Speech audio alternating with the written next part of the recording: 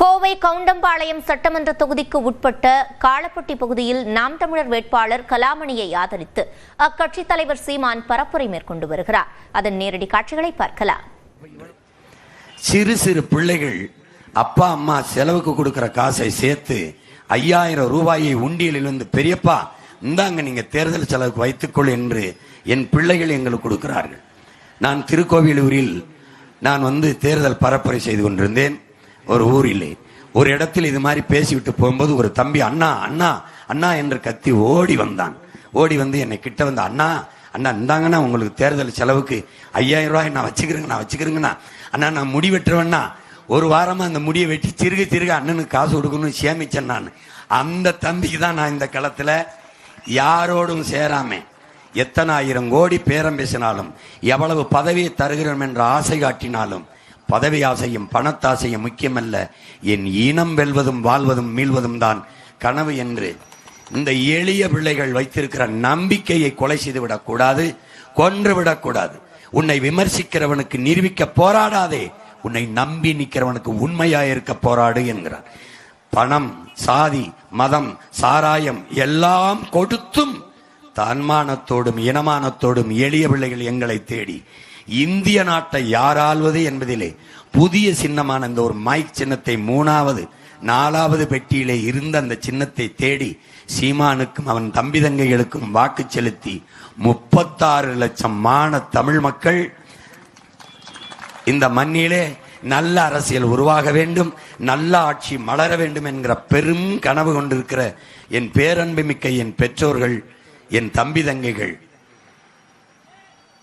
தனித்து நின்று இந்திய தேர்தல் ஆணையத்தால் அங்கீகாரம் பெற்ற ஒரு கட்சியாக எளிய பிள்ளைகள், உங்கள் பிள்ளைகள் உருவாக்கி கொண்டு வருகிற கட்சி பெற்றுக்கானால் அது என் மக்கள் எங்களுக்கு கொடுத்த உயர்வு. 3வது இடத்தில் வைத்திருக்கிற என் பெற்றோர்கள், இவ்வளவு தூரம் கொண்டு வந்த என் தாய்மார்கள், என் தங்கைகள், என் தம்பிகள் முதலிடத்திற்கு கொண்டு போக மாட்டார்களா என்கிற நம்பிக்கை எங்களுக்கு உண்டு. நல்லதை என் மக்கள் விரும்புவார்கள், நல்லதை என் மக்கள் விரும்புவார்கள். பொண்ணுக்கு பையன் பார்க்கணுமா நல்ல பையன், பையனுக்கு பொண்ணா நல்ல பொண்ணு, நகை கடையா நல்ல நகை, தரமான நகை, துணி கடையா நல்ல துணி, சாப்பாடா சுவையான நல்ல உணவு, எல்லாவற்றிலும் நல்லதை தேடுவார்கள், சரியானதைத்தான் செய்வார்கள். இந்த நிலத்தில் கரும்பு போட்டால் வளரும் என்றால் கரும்பு, இந்த இடத்தில் வாழை என்றால் வாழை, சரியானதைத்தான் செய்வார்கள். அவர்களுக்கு தெரியும் இந்த நிலத்தில் 4 வேட்பாளர்கள் நாட்டை ஆள வேண்டும், நாட்டில் நல்லாட்சி தர வேண்டும் என்ற எண்ணத்தோடு நிற்கிறார்கள். இந்த 4 போட்டிகள் நிலவுகிறது. இதில் எந்த பிள்ளை இடத்திலே, எந்த கட்சி இடத்திலே தமிழ்நாட்டு ஆட்சி அதிகாரம் இருந்தால் நாடும் மக்களும் நன்றாக இருக்க முடியும், பாதுகாக்கமாக இருக்க முடியும் என்பதை என் மக்கள் உறுதியாக தேர்வு செய்வார்கள். ஒரு பக்கம் திரை கவர்ச்சி, ஒரு பக்கம் இன எழுச்சி, ஒரு பக்கம் ஊழல் லஞ்சம், ஒரு பக்கம் உண்மை நேர்மை, ஒரு பக்கம் பிரச்சனைகளை எல்லாம் தந்தவர்கள், ஒரு பக்கம் பிரச்சனையை தீர்க்க வேண்டும் என்று வந்த அவர்கள் பிள்ளைகள். இதில் எந்த பக்கம் நிற்க வேண்டும் என்பதை என் அன்பு சொந்தங்கள், அறிவார்ந்த பெருமக்கள், என் உயிர்க்கினிய தம்பி தங்கிகள் ஆழ்ந்து யோசித்து அறிந்து முடிவெடுப்பார்கள். இந்த தேர்தலில் எது ஒன்று இங்கே சரியாக நடந்திருக்கிறது? ஏற்கனவே இந்த கவுண்டம்பாளையத்தில் நின்ற சட்டமன்ற உறுப்பினரின் சாதனை என்ன, செய்தது என்ன? எல்லாம் செய்து முடித்திருந்தால் இலவச அறிவிப்புகள் ஏன்? வந்தால் பெண்களுக்கு 2000 கொடுக்கிறோம் என்ற அறிவிப்பு ஏன்? வெந்தால் வங்கி கணக்கில் 10,000 போடுகிறோம் என்ற அறிவிப்பு ஏன்? நல்லா சேவை செய்திருந்தால் தேவையில்லையே. திமுக நல்லாட்சி கொடுத்திருந்தால் எதுக்கு 8000 ரூபாய்க்கு டோக்கன், எதுக்கு 2000 ரூபாய் மகளிருக்கு? எதற்காக இந்த அறிவிப்புகள்? நல்ல ஆட்சி கொடுத்திருந்தால் ஸ்டாலின் ஆட்சி தொடரட்டும், அதையே நீங்க சொல்றீங்க. நல்ல ஆட்சி கொடுத்திருந்தால் மக்கள் சொல்வார்கள் ஸ்டாலின் ஐயா ஆட்சி தொடரட்டும் என்று. அப்போ ஒரு நேர்மையாளன், ஒரு நல்ல ஆட்சி கொடுத்த நாயகன் எதற்காக கூட்டம் சேர்க்க வேண்டும்? புதிதாக வருகிற கட்சிகளை இணைத்துக் கொண்டு எந்தெந்த இடத்தை யாருக்கு பிரித்து கொடுப்பது என்று திணறுகிற கட்சிகள், எந்த இடத்தில் யாரை நிறுத்தம் என்று துணிந்து முடிவெடுக்கிற கட்சி எந்த கட்சி என்று பாருங்கள். புறக்கணிக்கப்பட்ட தமிழ் சமூகங்கள், இதுவரை அரசியல் அதிகாரத்தை, அரசியல் தேர்தலில் வாய்ப்பே கொடுக்காத சமூகங்களுக்கு வாய்ப்பு கொடுத்த கட்சி எது?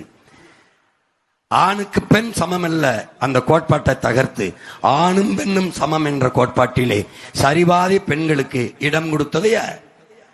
ஒன்னு என் ஆதி சிவன், இன்னொன்னு அவன் பேரன் சீமான். 2 பேர் தான் சரிபாதி கொடுத்திருக்கிறோம் பெண்களுக்கு. வேற எவன் கொடுத்தான்? எவன் கொடுத்தான்? பேசுவான். இவேரா பெரியார் அவர்தான் பெண்ணுக்கு. நீ பேசிக்கொண்டு தெரிவாய். பிரபாகரன் பிள்ளைகள் தான் செயல்படுத்தும். அவன் மகன் தான் இந்த மண்ணிலே மாற்றத்தை ஏற்படுத்தும். ஏன்? இது என் தாய் நிலம், இது என் மண், இது என் மக்கள், என் சொந்தங்கள், எங்கள் இரத்த உறவுகள். நாங்கள் ஒரு தாய் பிள்ளைகள், தமிழ் தாயின் பிள்ளைகள். எங்களுக்கு சாதி இருக்கிறது. என்ன சாதி? விதியே விதியே என் செய்ய நினைத்தாயின் தமிழ் சாதியை என்னிடம் கூறாயோ என்று எங்கள் பெரும்பாவளன் பாட்டன் பாரதி சொன்னானே, அந்த சாதி தமிழ் சாதி. வேறு எந்த சாதியும் எங்களுக்கு கிடையாது.